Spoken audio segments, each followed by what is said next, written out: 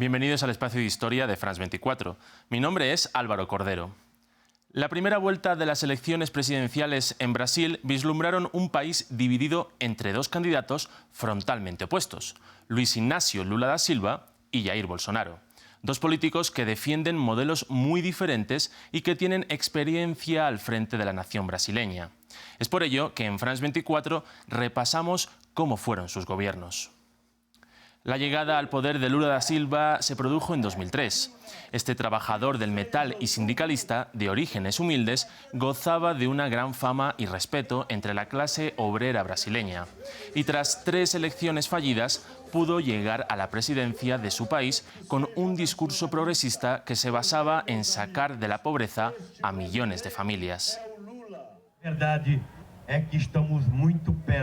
La verdad es que estamos muy cerca del mayor acontecimiento histórico de este país, que es elegir a un hombre que salió de la fábrica para ser nombrado presidente de la República del país más importante de Latinoamérica, del país más importante de Sudamérica. Desde el inicio de su mandato se desarrollaron varios programas para combatir el hambre, la desigualdad y ayudar en la búsqueda de hogares para los más pobres. Sin embargo, su programa estrella fue Bolsa Familia, una ayuda directa de 170 reales brasileños mensuales, unos $30, que pretendía cubrir los gastos más esenciales de las familias más pobres.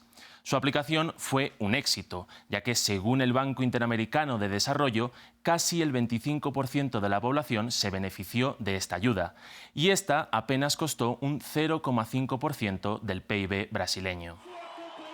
Su lucha contra la pobreza también vino acompañada de un crecimiento económico espectacular. Sus políticas crearon una nueva clase media capaz de asumir un mayor consumo que benefició al mercado.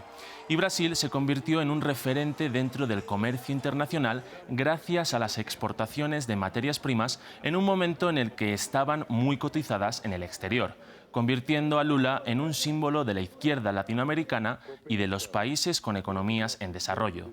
Puntos que hicieron que Lula tuviera gran popularidad al final de su último mandato. Pero durante el gobierno de su sucesora Dilma Rousseff, su situación comenzó a cambiar cuando varias investigaciones por corrupción lo rodearon a él y a gente de su partido. El expresidente fue acusado de lavado de dinero y financiación ilegal indirecta en el marco de la operación Lava Jato, una de las mayores tramas de corrupción en la historia, que involucró a miles de funcionarios y cientos de empresas.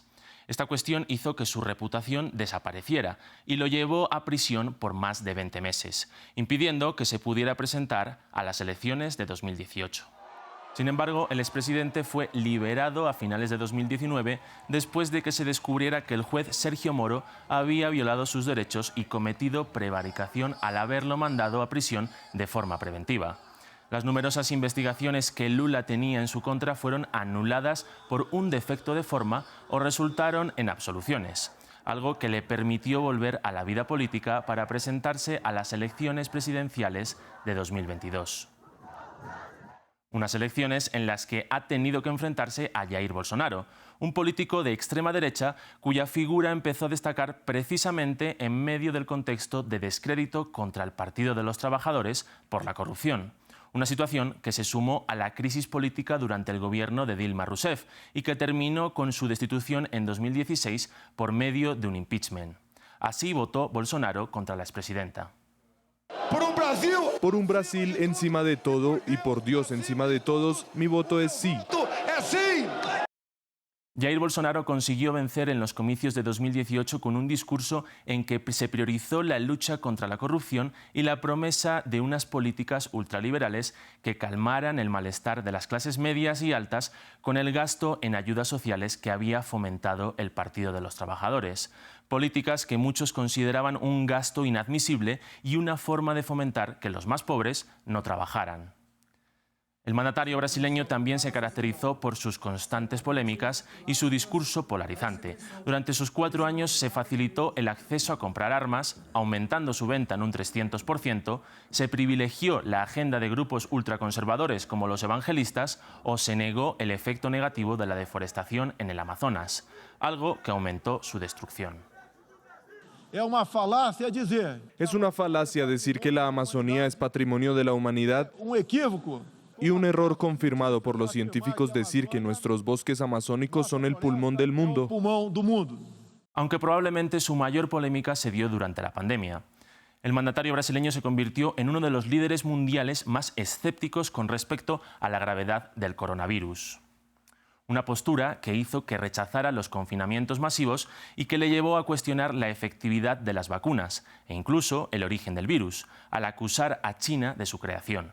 Además, la crisis sanitaria llevó a una profunda crisis económica que lo obligó a dar marcha atrás a sus intenciones de eliminar las ayudas sociales de Bolsa Familia.